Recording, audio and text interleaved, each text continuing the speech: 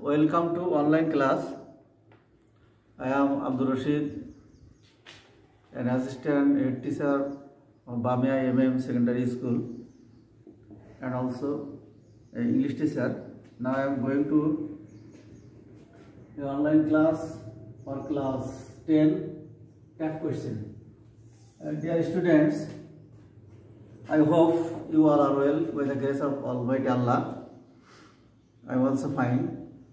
Dear students, look at the blackboard. Now I shall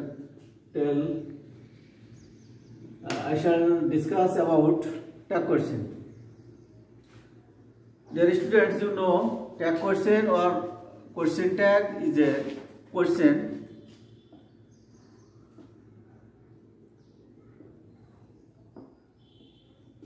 it is a phrase added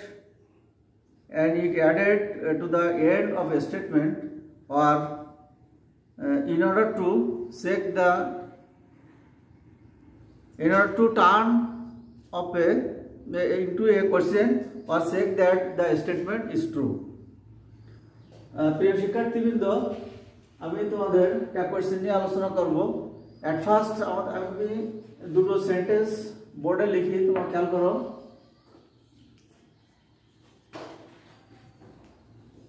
He is a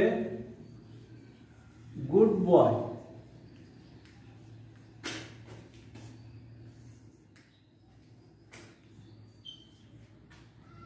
He is not a bad boy.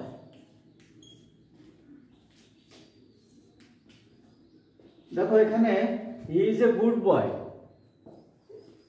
is একটা auxiliary verb, এখানেও next সেন্টেন্সে is একটা auxiliary verb.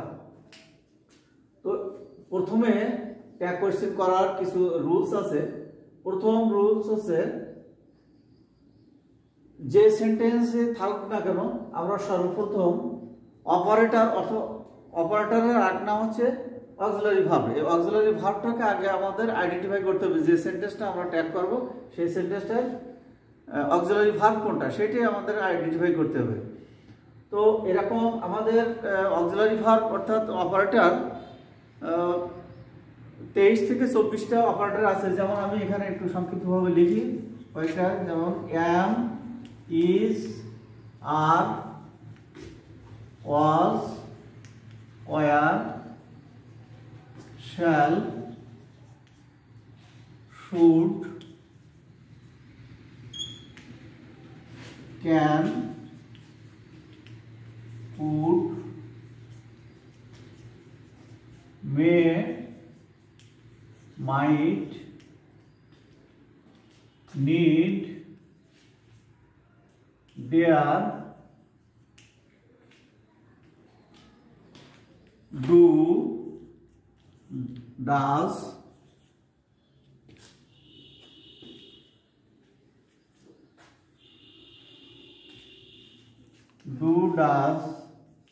did, etc. এমনিভাবে 23 থেকে 24টা operator আছে। At first আমাদের identify করতে হবে অপারেটর কোনটা। এই অপারেটরটাকে আমাদেরকে লিখতে হবে। এখানে আরো একটা বিষয় তোমরা লক্ষ্য করো, একটা সেন্টেন্স কিন্তু আমি অ্যাফার্মেটিভ লিখছি। প্রত্যেক সেন্টেন্স সাধারণত 5 প্রকার: assertive, interrogative, imperative, operative, exclamatory. So এখানে আমি দুই ধরনের সেন্টেন্স লিখছি। প্রত্যেকটা সেন্টেন্সকে আবার দুই ভাগে ভাগ করা যায়, একটা হচ্ছে অ্যাফার্মেটিভ আর একটা হচ্ছে নেগেটিভ। প্রথম সেন্টেন্সটা কিন্তু affirmative, he is a good boy. আর পরবর্তী সেন্টেন্সটা নেক্সট সেন্টেন্সটা he is not a bad boy. এখানে পরবর্তীটা আমি লিখছি নেগেটিভ সেন্টেন্স। তো অ্যাফার্মেটিভ কি না প্রথমে আমাদেরকে আইডেন্টিফাই করতে হবে অপারেটর কোনটা, এরপরে অ্যাফার্মেটিভ কি নেগেটিভ এই সেন্টেন্সটা সেটা আগে দেখতে হবে। তো নিয়মটা হচ্ছে সর্বপ্রথম অপারেটর যেটা ট্যাগ করার সময় সেই অপারেটরটা আমাদেরকে লিখতে হবে। এখানে প্রথম সেন্টেন্স অপারেটর আছে ইজ, এটাকে আমি আমার অ্যান্সার যে সময় আমি করব সে সময় অপারেটরটা আমি লিখব। এরপরে সেন্টেন্সটা যদি অ্যাফার্মেটিভ হয় তো ওই অপারেটরের সাথে নট কথাটা যুক্ত করতে হবে এবং তার একটা সংক্ষিপ্ত রূপ লিখতে হবে। ইজ এর পরে নট যোগ করলে হয় ইজ নট। ইজ নট কিন্তু লেখা যাবে না। ট্যাগের নিয়ম হচ্ছে অক্সিলারি ভার্বের পরে নটটার সংক্ষিপ্ত রূপে, যেমন ইজ নট এর সংক্ষিপ্ত রূপ হচ্ছে ইজন্ট। আমি ডিয়ার স্টুডেন্টস, তোমরা বোর্ডের দিকে লক্ষ্য করো সংক্ষিপ্ত রূপ কেমন ভাবে হয়। যেমন এম এর পরে যদি আমি নট যুক্ত করি তাহলে হলো এম নট, কিন্তু এম নট তো লেখা যাবে না, এইট আর এইন্ট লিখতে হবে। এম নট, কিন্তু এম নট লেখা যাবে না, এইন্ট। যেমন এখানে আর যুক্ত নট, আর এর পরে যদি নট যোগ করা হয় তাহলে হয়তো আর নট, কিন্তু আর নট লেখা যাবে না, আরেন্ট। আরেন্ট ডুর পরে যদি আমি নট যুক্ত করি তাহলে হবে ডোন্ট, ডু নট, কিন্তু ডু নট লেখা যাবে না, আমাদের লিখতে হবে ডোন্ট। এমনি ভাবে ওয়াজ এর পরে যদি আমি নট যুক্ত করি তাহলে হবে ওয়াজ নট, কিন্তু ওয়াজ নট লেখা যাবে না, ওয়াজেন্ট। এমনি ভাবে প্রত্যেকটা অপারেটরের পরে নট যখন যুক্ত করবো আমরা, তখন এর একটা সংক্ষিপ্ত, প্রত্যেক গ্রামারে কিন্তু একটা সংক্ষিপ্ত রূপ এবং একটা চার্ট আছে, ওই চার্টটা তোমরা ফলো করবে, তাহলে তোমরা সুন্দরভাবে জানতে পারবে। তো আমি প্রথমে দুটো সেন্টেন্স লিখেছিলাম, যেমন ইজ এর পরে যদি আমি নট যোগ করি ইজ নট, এবং সংক্ষিপ্ত রূপ তোমরা দেখলে যে ইজ এর পরে সংক্ষিপ্ত নট যুক্ত করলে হবে ইজন্ট, ইজন্ট। এবং সাবজেক্ট এর পরে বলবে subject, subject he is a good student বা হি ইজ এ গুড বয়, এখানে সাবজেক্ট হচ্ছে হি, তো সাবজেক্ট আমি এখানে হি লিখলাম। এবং এট দ্য লাস্ট মাস্ট তোমাদেরকে জিজ্ঞাসা চিহ্ন পাঠাতে হবে, তাহলে অ্যান্সার কি হলো, ইজন্ট হি। তো এখানে রফিক, আমি আর একটা উদাহরণ বলি যে রফিক ইজ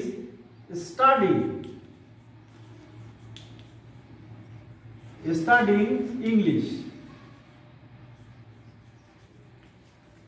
এর ট্যাগটা কি হবে, এখানে অপারেটর আছে ইজ, সেন্টেন্সটা অ্যাফার্মেটিভ, তো অ্যাফার্মেটিভ হলে ইজ এর পরে নট যোগ করতে হবে এবং সংক্ষিপ্ত রূপ হচ্ছে এনটি, ইজন্ট।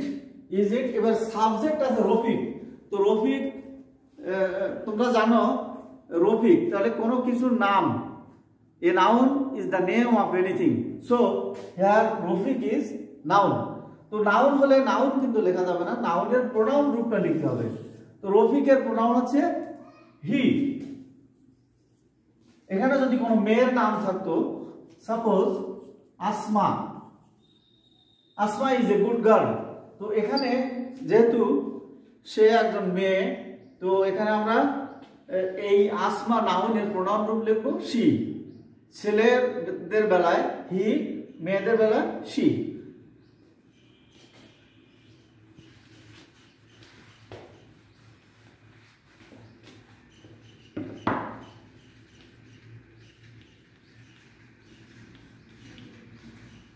নেক্সট সেন্টেন্স আমি কি লিখছিলাম, he is not a bad boy, এখানে অক্সিলারি ভার্ব আছে ইজ, আমরা ইজ লিখবো।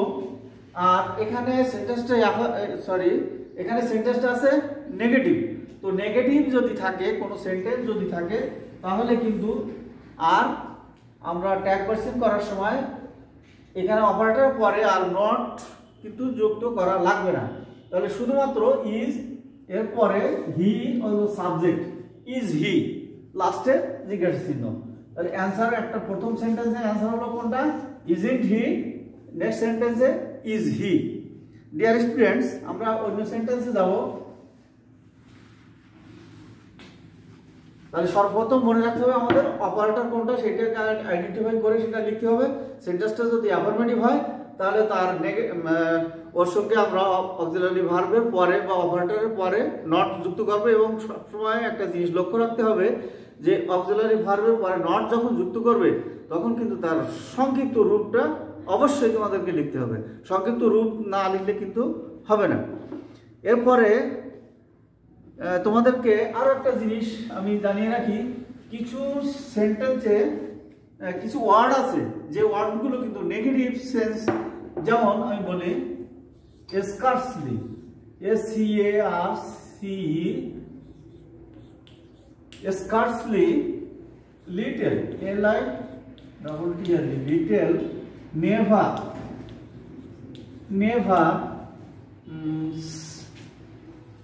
seldom, এই ধরনের কথাগুলো কিন্তু নেগেটিভ সেন্সে আসে। এই জন্য এই ধরনের ওয়ার্ড যদি কোনো সেন্টেন্সে থাকে, যদি আমি লিখি এখানে, ডিয়ার স্টুডেন্টস তোমরা লক্ষ্য করো, আমি একটা সেন্টেন্স লিখি, হি seldom comes here, এর ট্যাগ কোশ্চেনটা কি হবে? এখানে সাবজেক্ট আছে হি, অপারেটর কিন্তু নাই। আমি এই কথাটা একটু বলে রাখি, হি seldom comes here। তো এখানে কিন্তু অপারেটর নাই। অপারেটর যদি না থাকে, এরকম অপারেটর নাও থাকতে পারে, অনেক সেন্টেন্স আছে যে সেন্টেন্সে কিন্তু অপারেটর নাই, অর্থাৎ ওই অক্সিলারি ভার্বগুলো তোমরা কোথাও খুঁজে পাবে না। সেক্ষেত্রে তোমাদেরকে, যেমন আমি আরো একটা সেন্টেন্স লিখি, হি works in the field, he works in the field। এখানেও কিন্তু কোনো অপারেটর নাই। আমি যার, was, shall, should, can, could, may, might, do, does, did, কোথাও কোনো অপারেটরের এখানে খুঁজে আমরা পাচ্ছি না। তো যখন অপারেটর না খুঁজে পাবো, সেক্ষেত্রে আমাদেরকে কিন্তু ডু, ডাজ, ডিড সেন্টেন্স অনুযায়ী, টেন্স অনুযায়ী আমাদেরকে এটা ইউজ করতে হবে। তো আমি আবার প্রথমে ফিরে যাই, যে কথাটা বলছিলাম যে এখানে সেলডম, আমরা একটা চার্ট এখানে আমরা দেখতে পাচ্ছি উপরে, scarcely, little, never, seldom, few, few, এই ওয়ার্ডগুলো কিন্তু নেগেটিভ ওয়ার্ড। তো নেগেটিভ যখন, তখন কিন্তু আর ওই নট কিন্তু অক্সিলারি ভার্বের পরে আর নট যোগ করা লাগবে না। তো আমি যে কথাটা বলছিলাম যে কোনো অপারেটর যদি না থাকে, সেক্ষেত্রে ডু এবং ডাজ, ডাজ এবং ডিড, এই তিনটে একটা ব্যবহার করতে হবে। যে কোনো একটা ব্যবহার করলে কিন্তু চলবে না বা হবে না। সেন্টেন্সটা যদি পাস্ট ফর্মে থাকে, সেন্টেন্সটা যদি পাস্ট টেন্স হয়, সেক্ষেত্রে আমরা ডিড আমরা অপারেটর হিসেবে ব্যবহার করব। আর ডু আর ডাজের বেলায়, যেহেতু সাবজেক্ট থার্ড পারসন যদি সিঙ্গুলার নাম্বার হয়, তো হি এখানে third person singular number, so তোমাদেরকে ডাজ কথাটা ব্যবহার করতে হবে। ভার্বের পরে, ডুর পরে ইএস যোগ করতে হবে। আর ডু থার্ড পারসন সাবজেক্ট যদি থার্ড পারসন প্লুরাল নাম্বার হয়, সেক্ষেত্রে ডু ব্যবহার করতে হবে। এখানে আমরা কি ব্যবহার করব? ডাজ। সাবজেক্ট আছে হি, যেহেতু এখানে সেলডম নেগেটিভ, তো নেগেটিভ সেন্টেন্সে আমরা নেগেটিভ ওয়ার্ড যেহেতু একটা আছে, তাহলে আমরা এখানে ডাজের পরে এনটি কিন্তু যোগ করব। ডাজেন্ট কিন্তু আমরা যোগ করব না, কারণ ডাজেন্ট হবে না, ডাজ হি হবে। He works in the field, এখানে কিন্তু এখানে সে একই বিষয়, এখানে কিন্তু অপারেটর নাই। অপারেটর না থাকলে ডু, ডাজ, ডিড ব্যবহার করব। যেহেতু he third person singular number, আমরা ডাজ ব্যবহার করব এবং সেন্টেন্সটা অ্যাফার্মেটিভ। সেক্ষেত্রে এখানে কিন্তু এখন অ্যাফার্মেটিভ সেহেতু ডাজেন্ট, এখানে ডাজেন্ট হি ব্যবহার করতে হবে আমাদের। এমনিভাবে আমরা ট্যাগ কোশ্চেন করব। এরপরে প্রিয় শিক্ষার্থীবৃন্দ, আমরা তাহলে জানলাম, এরপরে আমরা আরেকটা কথা বলতে হবে তোমাদেরকে, যেমন ইম্পারেটিভ সেন্টেন্সের বেলায় কি রুল আছে আমরা এটা একটু জেনে নেব সংক্ষেপে। যেমন ইম্পারেটিভ সেন্টেন্স কি আমরা বলতে পারি, ইম্পারেটিভ আদেশ উপদেশ, নিষেধ এ ধরনের কথা থাকলে, যেমন ডু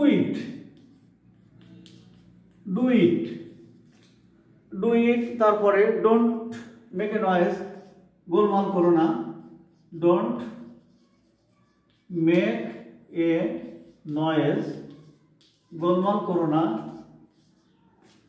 এরপরে আমরা লিখতে পারি লেটস ডু দ্য ওয়ার্ক, চলো আমরা কাজটা করি। এমনিভাবে এগুলো সব ইম্পারেটিভ সেন্টেন্স, আদেশ উপদেশ নিষেধ। Don't do the work, get out, stand up, sit down, open the door, close the door, এগুলো হচ্ছে সব ইম্পারেটিভ সেন্টেন্স। তো ইম্পারেটিভের বেলায় আমরা লেটস বা let us, there is no difference between lets and let us. এখানে আমি লিখছি লেটস, এখানে যদি লেট আস এরকম কোনো থাকে লেট আস, তো আমি আগে বলছি যে there is no difference between let us and lets. Lets এবং লেট আস একই কথা। তো লেট আস বা লেটস যদি থাকে এক্ষেত্রে আমরা শ্যাল উই, আমরা শ্যাল উই এর ট্যাগ কোশ্চেন এভাবে করব। এবং অন্য বেলায় আমাদেরকে কি করতে হবে, অনেক গ্রামারে কিন্তু বিভিন্ন রকম লেখা আছে, shall, will you, would you, can you, could you, এগুলো আমরা ব্যবহার করতে হবে। একটা জিনিস তোমাদেরকে আমি বলে রাখি প্রিয় শিক্ষার্থীবৃন্দ, যখন ইম্পারেটিভ সেন্টেন্স থাকবে সেক্ষেত্রে কিন্তু সেন্টেন্সটা কি অ্যাফার্মেটিভ কি নেগেটিভ এটা কিন্তু তোমাদের আইডেন্টিফাই করার কোনো প্রয়োজন নেই। তোমরা এটুকু লিখবে, এটুকু জানবে যে ইম্পারেটিভ থাকলেই, ইম্পারেটিভ সেন্টেন্স যদি হয় সেক্ষেত্রে আমরা will you, would you, can you, could you, can't you এরকম ব্যবহার করতে পারি। জোর, যেমন শাট আপ যদি কোনো সেন্টেন্সে থাকে, শাট আপ, এখানে শাট আপ, চুপ করো, এখানে কিন্তু অনেক জোরের একটা কথা, শাট আপ, চুপ করো, এরকম কোনো সেন্টেন্স থাকে আমরা এর ট্যাগটা আমরা ক্যান্ট ইউ, এখানে নেগেটিভ আমরা ব্যবহার করতে পারি ক্যান্ট ইউ। আর অন্য বেলায় যেমন don't make a noise, do it, এখানে আমরা উইল ইউ ব্যবহার করতে পারি, উইল ইউ, এমনিভাবে আমরা এটা ট্যাগ কোশ্চেন করতে পারি। তো প্রিয় শিক্ষার্থীবৃন্দ, আমি আজকে আর তোমাদেরকে ক্লাস নেব না, নেক্সট ক্লাসে আমি এর বাকি অনেকগুলো রুলস আছে যেগুলো আমি নিয়ে আলোচনা করবো। নো মোর টুডে, আল্লাহ হাফেজ।